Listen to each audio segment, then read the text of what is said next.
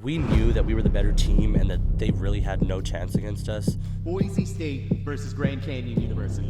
Yeah, I mean, rivals are set in stone. 2 CVAL matches, both going to GCU. What do you think, Artie? Do you think GCU? What? Oh, I was gonna say that's a troll. But Boise's yelling at the top of their lungs, attack us, we dare you. These weapons in the hands of GCU are doing so much work. And GCU is hemorrhaging right now when it comes to their economy. Well, that's a horror game right there. If I return to a horror game for a second. GCU closes the gap, little by little. All of everything going to Grand Canyon University.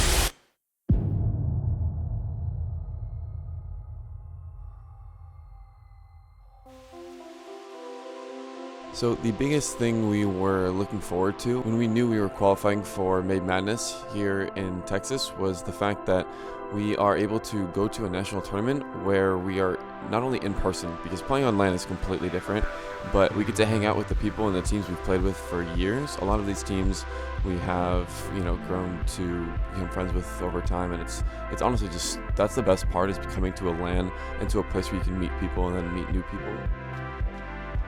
Traveling with the team was cool. We met up pretty early, and I was on time as usual. Are we missing anyone per group? Justin, you got everyone? Connor, you got everybody? The traveling with the school, it was honestly really fun. It's always fun, like, flying with friends and, like, people you know. Eli! You have a word for the vlog? You have to say. Bug. Somehow, with 20 students all together, we ended up sitting together, and that was a really cool experience for a lot of our students, and some of our students' first times traveling on behalf of a university like this. Like, it wastes battery though.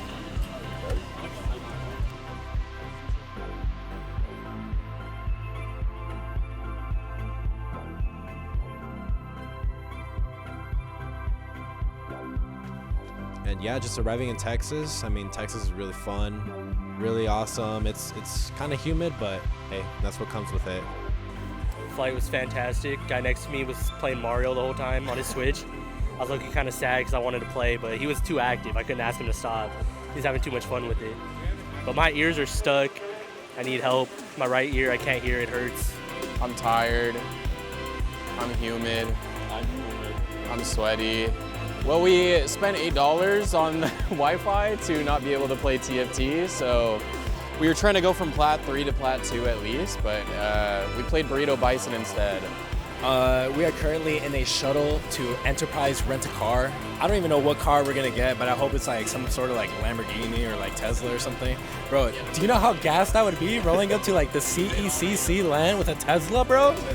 Oh my, that would actually be gas.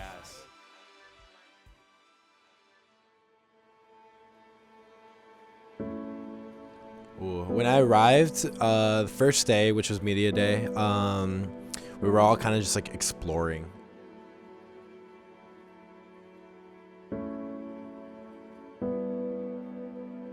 No one knew where anything was, so we got a tour actually of the whole place. A guy introduced us to every part in the segment of the whole venue, and honestly, it was really cool just to like see the stage. See all the different PCs around, the McDonald's stand, just all these other different things that were all part of the venue. I thought it was really cool. When they announced that they were gonna give us a jersey from McDonald's with our names on it, I was like, oh my god, bro, because I love McDonald's. McDonald's is my favorite, but Raising Cane's is actually my favorite. I love Cane's. Cane's is so good, man. After they announced us to go onto the stage for the McDonald's jersey reveal, I thought it was so cool because when we first got it and we walked out, bro, oh my god, we were all standing with each other. We took the pictures. And then something crazy happened. I did the orange justice on stage. I embarrassed myself to the fullest. It was insane, but like, hey, I did something strange for a piece of change. I'm down. Your team coming up, right? That's right. Yeah, you guys all dressed up in style. You're like, we got the suits on. We're good. Play it up, boys. There you go. Oh yeah, it's time now. Here we go. What's up, Bull? Yes, sir. Say Pete. All right. Say so close. Put the E at the end.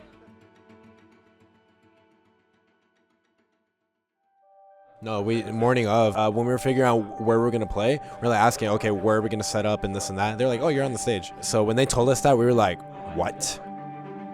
I think the whole experience was super memorable. Just like the fact we get to play Boise on the main stage was so much fun, because there's like a little bit of a rivalry, I guess. I know they really don't like us, and it's really fun to play against them. So just being able to play on stage was a really good time.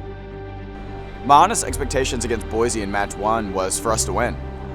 Doc and I have been connected for a couple years, and they've been whooping on us for the last couple of years, and we finally got into a place where we have a great coach, we have a great core unit and team, and I thought there was going to be a symbolic passing of the torch for our match.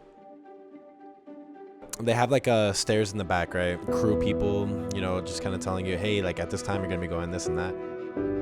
So honestly, dude, it was like that buildup of like excitement, nervousness, you know, all that stuff.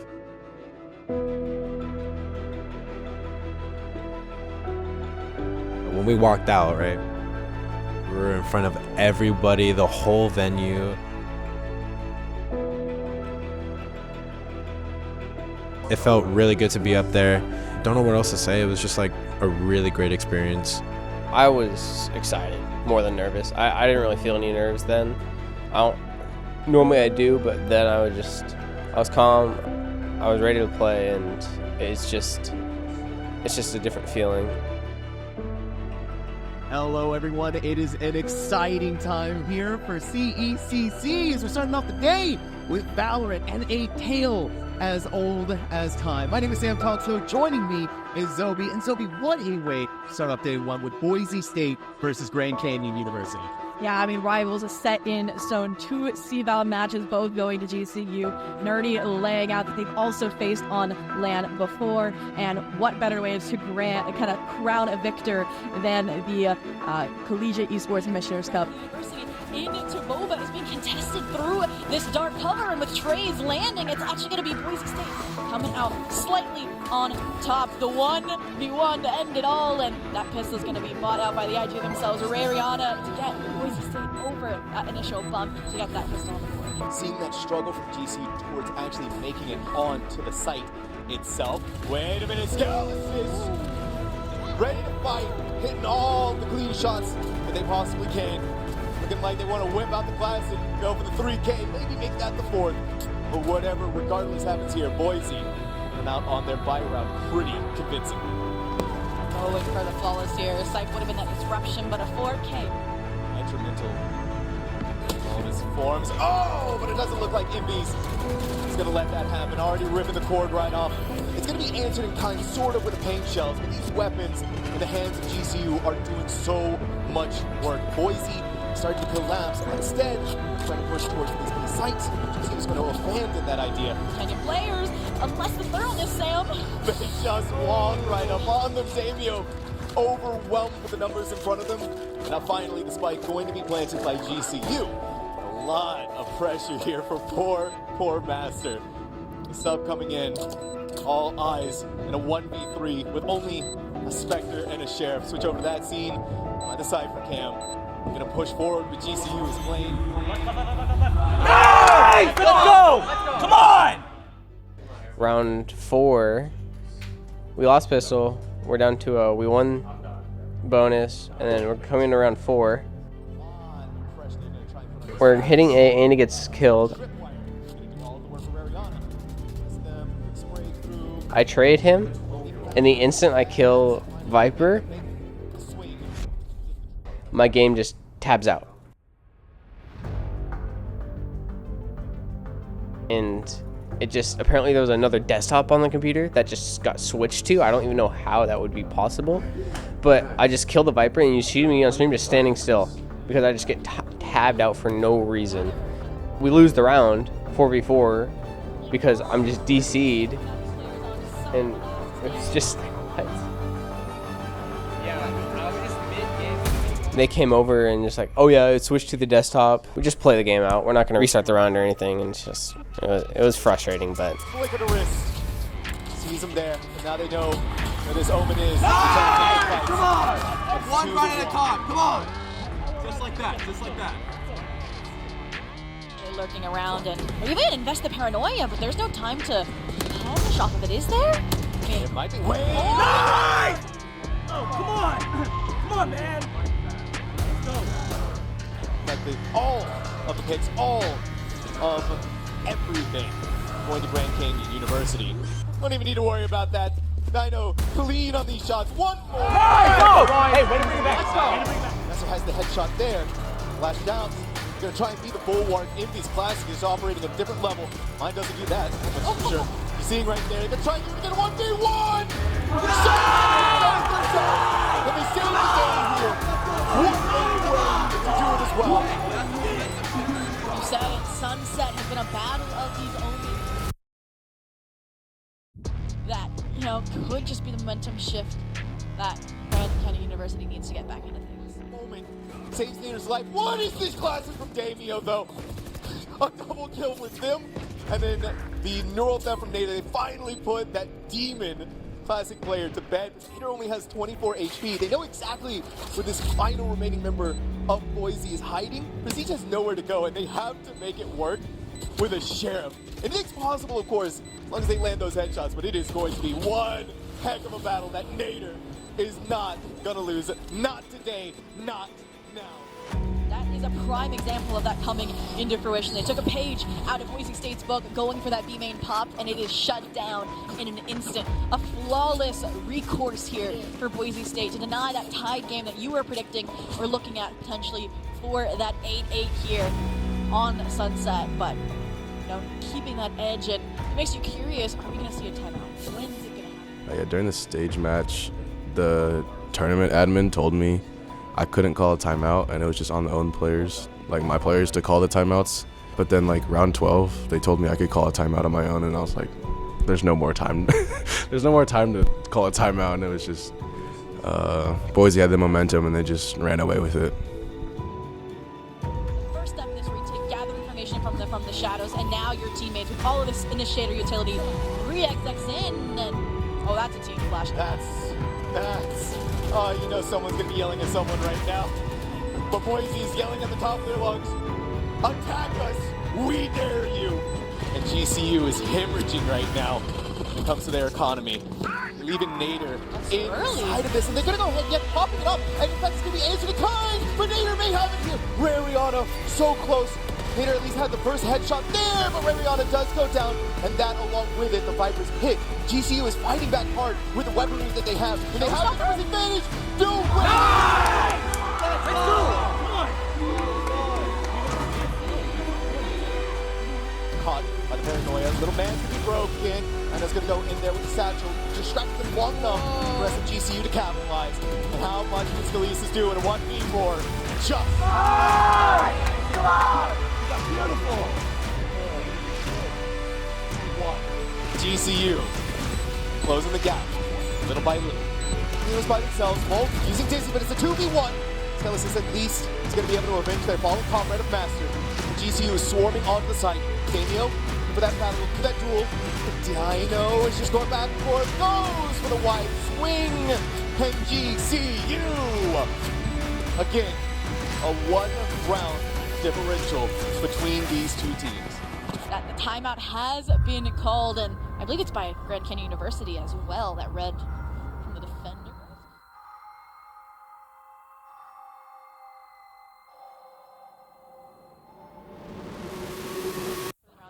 So this is a chance to get back on track to closing out Sunsets. I think we're gonna go back to 13-11. I'm not gonna lie to you. Wait a minute. Sight was right there. I saw it. Playing with fire, round after round. Yeah, you're playing with fire and they just get burned. It's unfortunate for them. You lost sight. Now you've lost your smokes to go along with it. And for Boise, this is kind of using Daimyo to check and see what's happening on B, maybe to fake them out. Because Boise still wants to fight on A. Yeah, I love how much information this toxic screen robs them of. It still allows them to take control over Elbow. The issue is that's now what's to get re-cleared by this Dizzy, re-cleared by Volt and Envies, and now they've prepared themselves for an oncoming battle, but zoning. Oh, crazy that they still want to take these fights. Damio tearing them all down one by one piece by piece.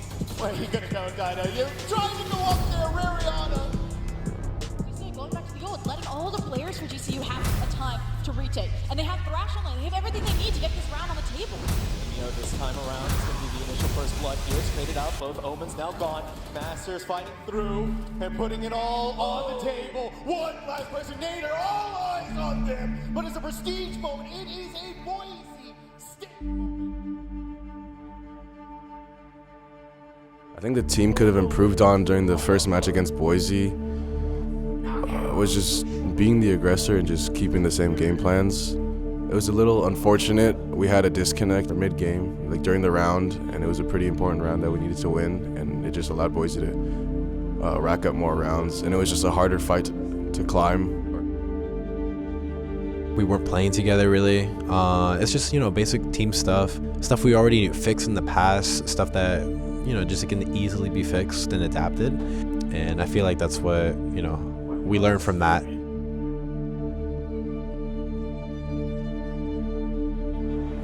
When the team didn't win the first match, I was sad.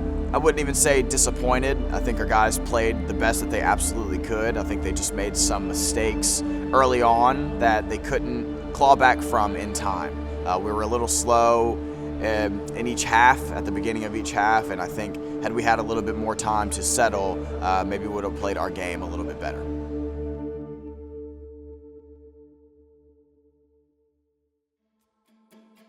The game after we lost, Boise was St. Xavier or something like that. I mean, obviously we started the best of one pretty shaky up on stage. A lot of nerves came into it, and then it came out with a loss, but we knew that we were going to win the next best of three, and then we knew we were just going to play Boise again. We really wanted to focus on preparing for the next series because we knew we had a lot of little minor mistakes in the first best of one. Surface level issues that could have been fixed relatively easily. Some of them were my fault, some of them weren't, but in general it was things that we could change, and that was the good part, is knowing that there were things we could change and do better. They just hadn't played the game as much as us, so we were just the better players, so we just kind of stomped them. For split, we almost had a perfect game, we almost played absolutely perfect, but one round Sipe tried to one-way bomb and he missed the one-way, so that was the only round we lost. The only thing that went wrong was Sipe threw a fake one-way smoke where he smoked off the bomb. The Omen smoke missed and it smoked off the bomb. So he tapped it and we don't see his feet. We don't see it.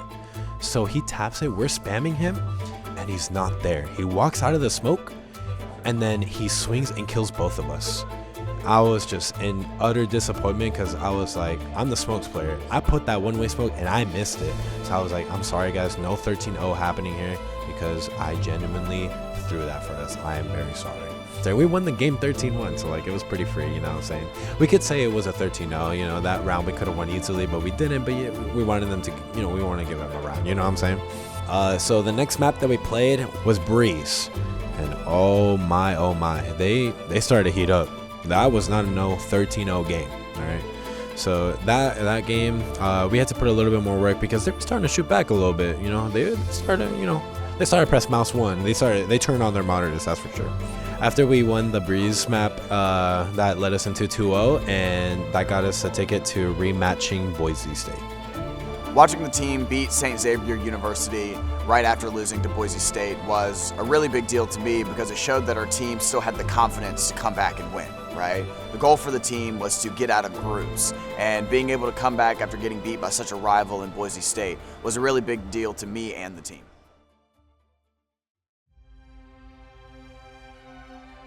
When we knew that we were going to go against Boise again for the rematch, we knew that if we lost, we would get eliminated and sent home. And then it was kind of like the Western Cactus League where we played a good team, an okay team, and then we play them again. So it's just the same thing, and we already knew what to do. It was nerve-wracking to watch the rematch against Boise State for a number of reasons, but the number one reason is because we respect those guys a lot. We respect Doc, we respect all of their players, even players like Damio. We respect those guys a lot, and I think I was respectfully nervous about the match that we were going to be playing against Boise in the third round of the group stage. We played Icebox against Boise. And the way it went, we started off slow again. We started off slow. We were like down 1-5, I'm pretty sure. And so we were just like, what's happening? Yo, nice, Joe. Yo. Let's go, boys. Let's go. And so we were just like, dude, we should just hit, you know, just go into sight, make sure we're trading each other, scaling up with each other. Flank. Joining me. Flank.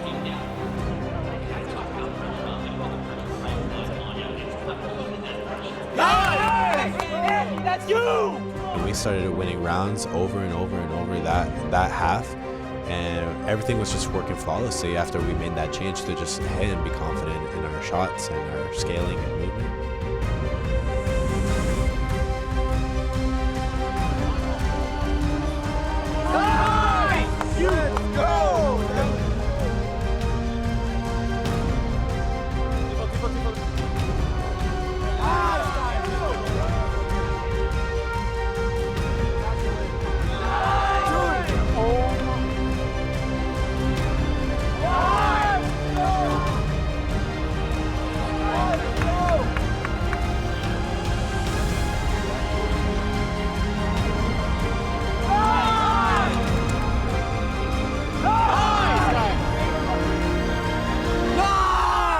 Let's go! After winning the first round against Boise, I honestly thought that we might have cracked the armor a little bit. I think that the team's really good, but they're human. They're not perfect, and we're really good at finding cracks in people's armor to expose them for who they really are. And I believe that after that first round against Boise, we exposed them for who they really are, at least at this tournament this weekend against us. We started really strong with a 13-5 Icebox win. And I think we were all super confident. We just destroyed Boise, 13-4 in Icebox. I don't know if they play it or not, but it wasn't much competition after the first 4 rounds, which kind of just took over the game. We look good. We're shooting. We're playing together. But going into the second game, we started off really struggling pretty bad. Yeah, no, it was not looking our way for Bind. I feel like our confidence definitely went down a little bit just because of all the losses or all the round losses that we were taking.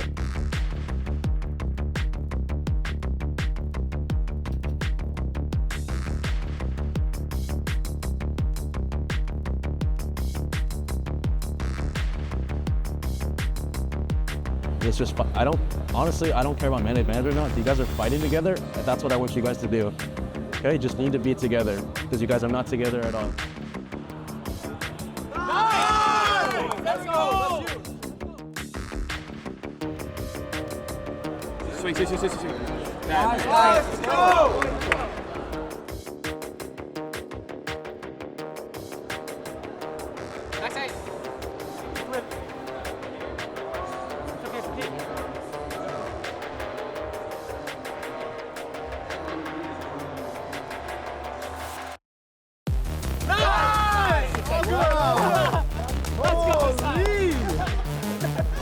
Overall, we're still putting up a good fight for sure.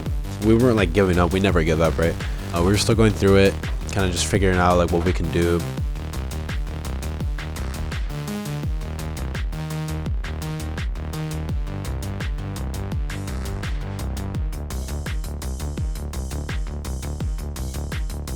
Hello guys, can you hear me?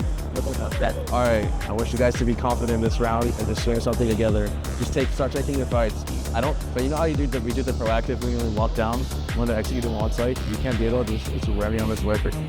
Yeah, so I think we just gotta take care of the deep lines or the showers or long, and then from there we can rotate and stack a site.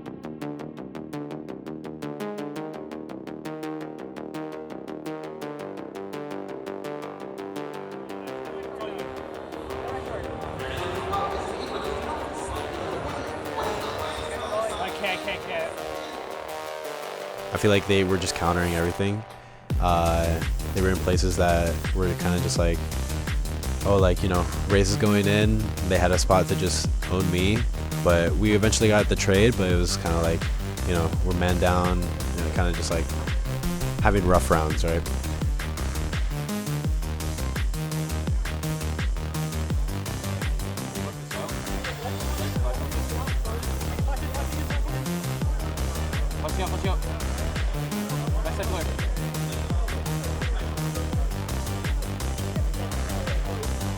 Default 2. Gecko, Viper, backside now.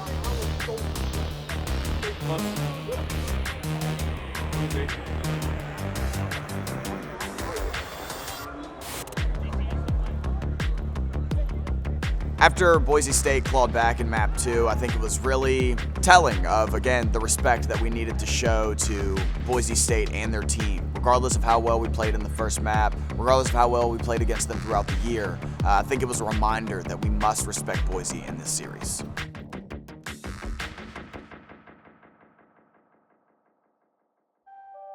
I feel like as a team, we're so confident in each other and we all believe in each other that even if we lose one map or anything goes wrong, none of us feel at all that we're going to lose. We all know that we're going to win. We believe 100% in what we're doing. So it's just we're always confident in what we're doing. I mean, it was pretty much what we did to them on Icebox, they did to us on Bind. And in the third map, like going into it, we were definitely a little shaky because I don't know if it was jitters thinking that we could lose and like basically go out there. But going into it, we just told ourselves to be confident, play like we normally play. And I mean, to be honest, like we beat these guys in every single best of 3, so I think we were pretty confident that we wouldn't lose.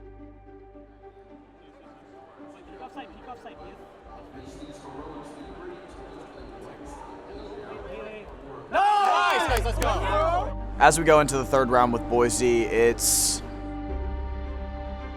exciting.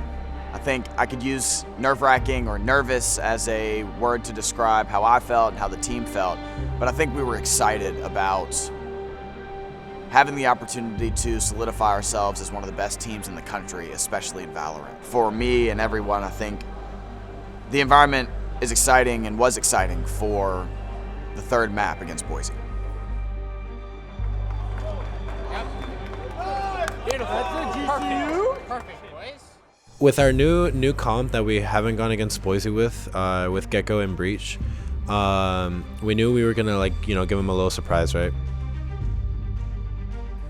Going into the third map, we practiced like this new comp for I think like a week and a half. So it's very aggressive on taking ones and taking space like really fast. So I think that's where Boise got caught off guard because they weren't used to any of it, and you could see that in the first couple of rounds because we were up like 6-1. We were looking really good. We were looking very flawless, very solid for the first 7 rounds. We were up 6-1. We're doing God's work, that's for sure. I mean, Boise State is not a weak team by any means. They have been a sort of rival for us in the West scene for a long time. So we knew what we had to do. We knew what to do to get there. It was just a matter of making sure we were on the same page, making sure we were all together, making sure that we were all prepared mentally and being able to play long hours for an extended period of time.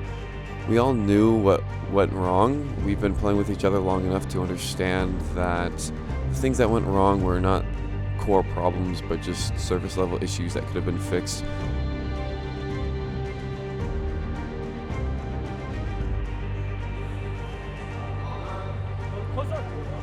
Nice! That's GCU!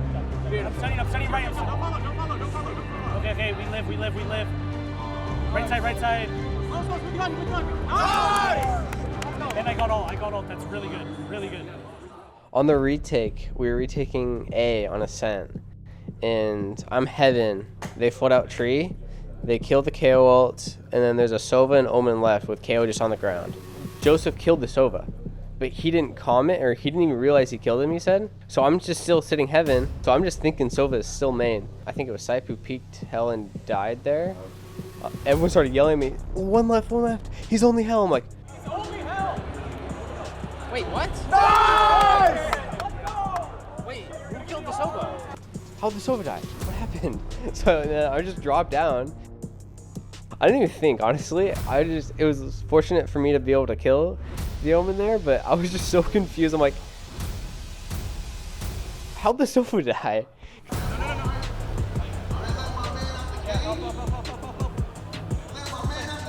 Nice, guys!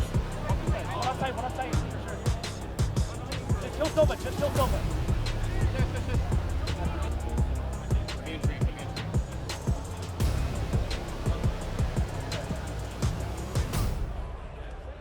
Guys,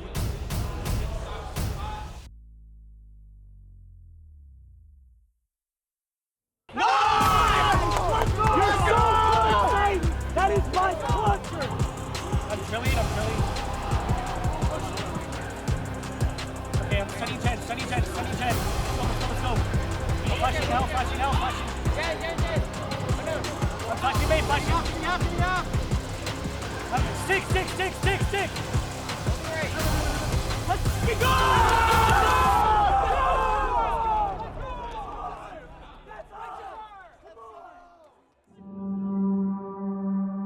Man, I just felt so excited. Like, I just remember, like, I got up, I celebrated with the team, I went, like, fist bump Boise, and then the first thing I did was, I, like, called my mom. Like, I was so excited. I was like... Really, I'm just thankful that we were able to come here. I thank God for helping us to be able to just give us this opportunity to come out and play and do our absolute best. Esports means a lot to me, and being here this weekend with a group that I can call family means a lot to me, and knowing that we came here and accomplished our goals meant a lot to me and the team. And being able to say that the team has grown to a place where we wanted to be, being considered in the top 8, top 12 teams conversation, really does mean a lot to me, and it was an emotional moment for me and a lot of the players. I hope that I can bring the best version of myself for next year. I'm planning on doing a lot of stuff over the summer to make sure that is possible. But I know that this roster can be 10 times better than it is right now, and we can compete with truly the best. And I plan on bringing that next year. All these guys are really, like, my best friends. Like, we spend so much time together. We're always talking, always hanging out. Like, I really couldn't ask for a better experience. Being at a level where we get to have a fun trip and, like, mess around with each other, but then we can lock in and win, like, top 12 and beat a team that we're, like, a quote-unquote rival with. It's an unmatched feeling. So thank you to everyone who made it possible, and I can't wait to be here next year. Going into the matches against Fisher, we knew that they were going to be a challenge. Fisher is a lot like Boise State in that they have earned the right to be respected, especially in the Valorant arena, right? But we still believed. We still believed going into the series that we could beat Fisher. We still believe today that we can beat Fisher. But over time, we found out that maybe we still have some work to do as a Valorant team. After losing to Fisher, I'm obviously disappointed and not going as far as winning a championship, right? But again, for me, we've been making incremental steps as a Valorant team to get better and show the world that we have been, right? When we came here last year, we didn't make it out of groups. Our goal this year was to at least make it out of groups, and we did that. So I can say that I'm disappointed in the loss, but I don't think that'd be entirely true. I'm proud of the team for the accomplishments that they made, and I'm proud of them for the growth that they've had, not only this weekend, but over the course of the last couple of years. So for me, it's nothing but proud for the team. For next year, what I want to work on with the team is just being more disciplined, having a little more game plans, more protocols, and just being prepared for every situation, just because against the Fisher game and against these good teams, it really exposes what we're really bad at. And because sometimes our competition isn't the best, so we don't really see our mistakes, and we're just like rolling with like things that are working when it shouldn't work against like really good teams. So just making sure that we're disciplined and having set protocols and more game plans.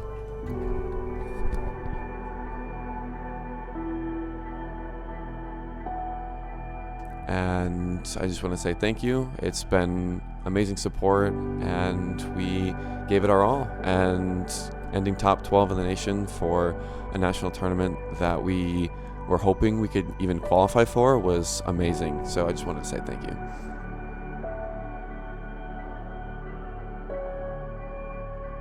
Well, if you made it this far, that means that you might have caught on to something that we're doing called the Passage to Perfection. We started this series at the beginning of the year because we know that esports is not what it's supposed to be without content pieces like this one. This is the last episode of the school year for us, and we couldn't have done it without our creative team, Steven Perino, who helped start the Passage to Perfection, Josh Brink, who's behind the camera right now, and Cedric Tenard, who is holding a microphone above my head in most of these videos.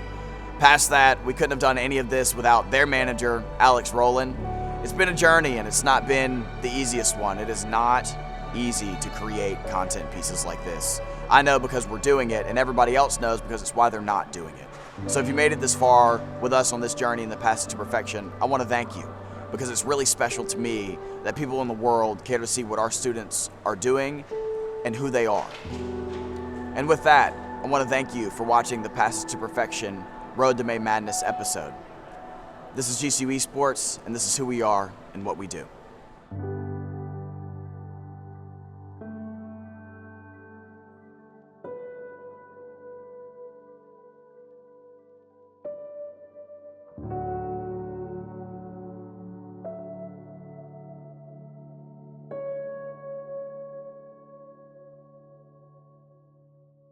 Josh just told me that if I decide to go to the bathroom during the flight, I make sure to let him know. If I do, dude, I'm gonna drop a whole load.